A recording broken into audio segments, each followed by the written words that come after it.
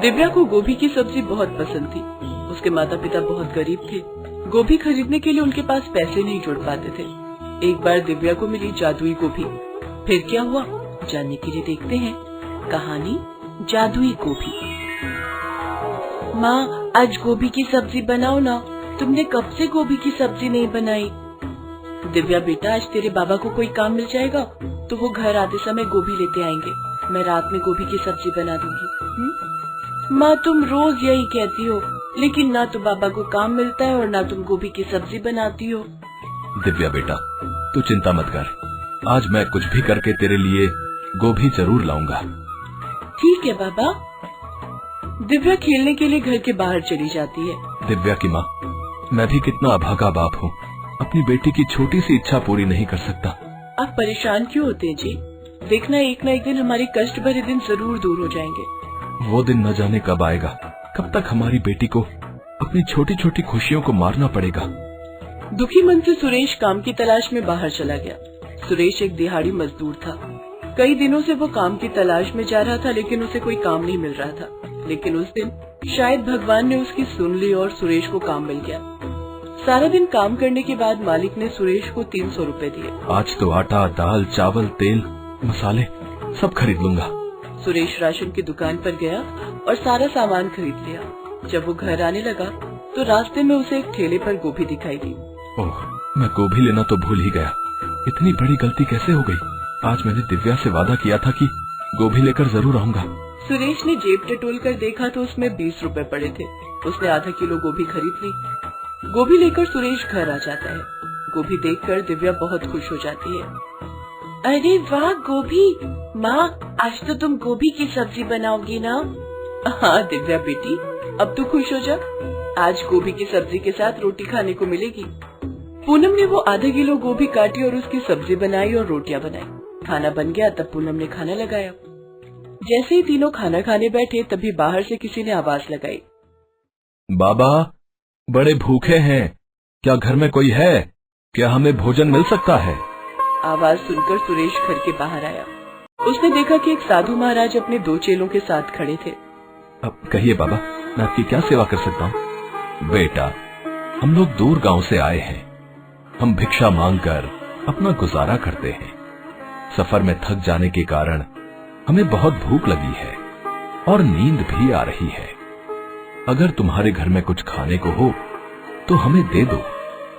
क्यों नहीं बाबा, अतिथि तो भगवान का स्वरूप होता है। आप तीनों अंदर आइए।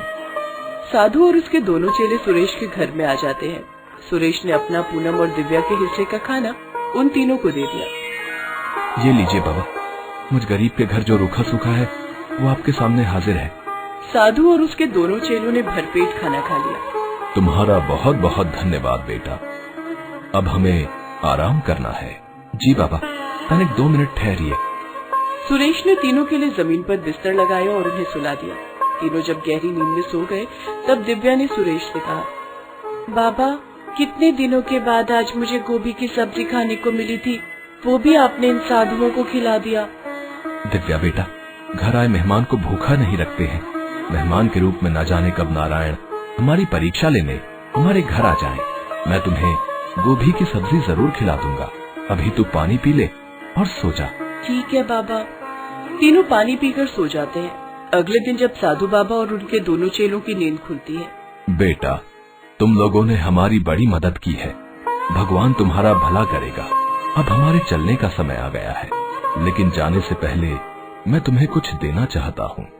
नहीं बाबा, हमें कुछ नहीं चाहिए, बस आपका आशीर्वाद बना रहे, हमारे लिए यही काफी है। लेकिन बेटा, तुमने और तुम्हारे परिवार ने खुद भूखा रहकर हमें भोजन कराया है। बदले में तुम्हें कुछ तो लेना ही होगा।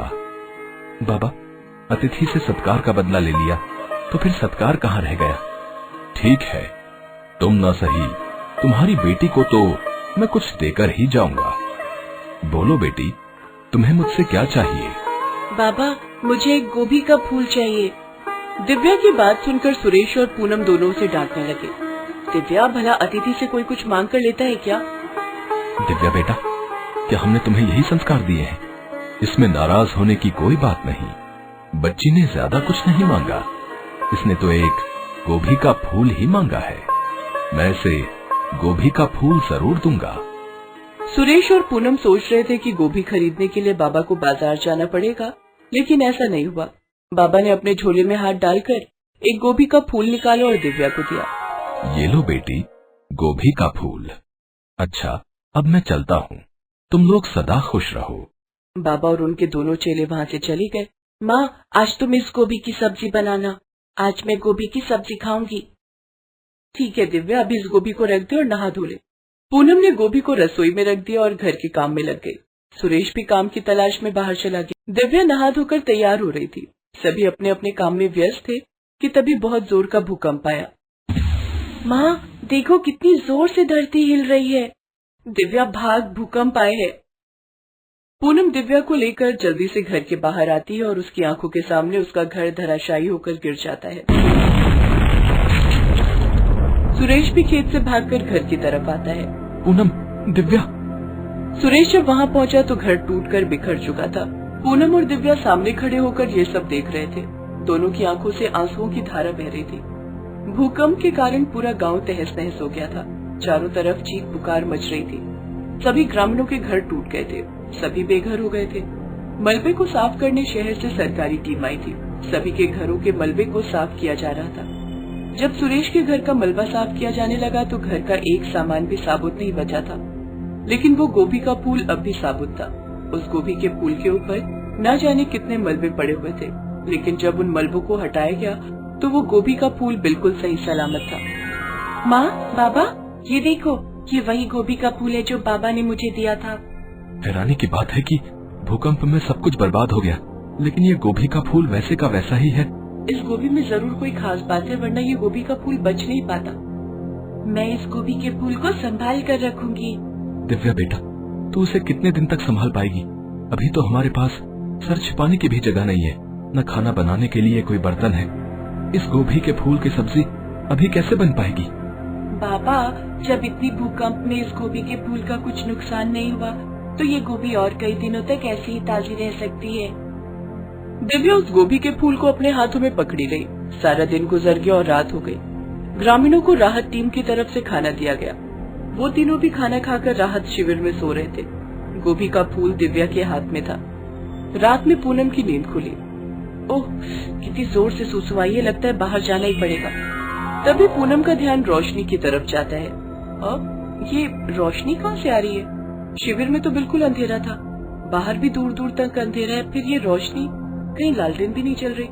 तभी पूनम का ध्यान दिव्या के हाथ में रखे गोभी के फूल पर गया। गोभी के फूल से बहुत तेज रोशनी आ रही थी। अरे, इस गोभी के फूल से सुनहरी रोशनी आ रही है। पूनम ने सुरेश और दिव्या को जगाया और उन्हें गोभी से आ रही रोशनी दिखाई। इस गोभी से रोशनी आ रही है, ये कैसे हो सकता है? मुझे तो ये कोई जादुई गोभी लगती है। देखा नहीं बाबा ने कैसे अपने झोले से एकदम ताजी गोभी निकाल कर दी थी। मैंने सोचा था कि बाबा को गोभी खरीदने के लिए बाजार जाना पड़ेगा। ये इतने दिनों बाद भी ताजी है। तभी उस गोभी से आवाज आती है, सुरेश, मैं एक जादुई गोभी हूँ। जादुई गोभी? हाँ, मैं मनोकामना पूर्ण गोभी हूँ। मनोकामना पूर्ण गोभी? हाँ, मुझे सामने रखकर अपने मन में जो कोई भी कुछ मांगेगा उसे वो सब मिल जाएगा। क्या ऐसा सचमुच हो सकता है? हाँ दिव्या, तुम्हें विश्वास ना हो तो कोशिश करके देख लो। दिव्या ने अपने मन में इच्छा की, मुझे ढेर सारी गोभी की सब्जी चाहिए। दिव्या के इतना सोचते ही उसके सामने गोभी की कई तरह की सब्जियां आ गई। अरे वाह, मैंने जो मांगा था तुमने वही दिया। तुम्हें कैसे पता कि मुझे गोभी की सब्जी चाहिए? मैं मेरे सामने बैठे व्यक्ति के मन की बात जान लेती हूँ और उसे वो सब दे सकती हूँ जो वो चाहता है। अच्छा, तो क्या तुम हमारा घर वापस दे सकती हो? हाँ, क्यों नहीं। कल सुबह उसी जगह पर तुम्हारा घर मिल जाएगा जहाँ पहले तुम्हारा घर था। दूसरे दिन सचमुच में सुरेश और पूनम को उनका घर मिल गया। जादुई गोभी, तुमने हमें हमारा घर तो दे दिया, लेकिन हमारे पास रोजी रोटी का कोई जरिया नहीं है। क्या तुम हमें कुछ दे सकती हो? हाँ, ये लो। इतना कहते ही गोभी के अंदर से ढेर सारे रुपए पैसे निकलने लगे। सुरेश और पूनम के सामने नोटों का ढेर लग गया। इस पैसे से तुम लोग अपना कोई कारोबार शुरू कर सकते हो। तुम्हारा बहुत बहुत धन्यवाद जादुई गोभी। जादुई गोभी की मदद से सुरेश और पूनम का परिवार बहुत अमीर हो गया था। अब उन्हें खाने पीने की कोई कमी नहीं थी। जादुई गोभी के दिए पैसों से दोनों ने बड़ा सा खेत खरीदा और उसमें सब्जियां उगानी शुरू कर दी। अब दिव्या को रोज गोभी की सब्जी खाने को मिलने लगी। सुरेश ने जादुई गोभी को संभाल कर अपनी तिजोरी में रख दिया। जादुई गोभी हमेशा ताजी और खिली रहती।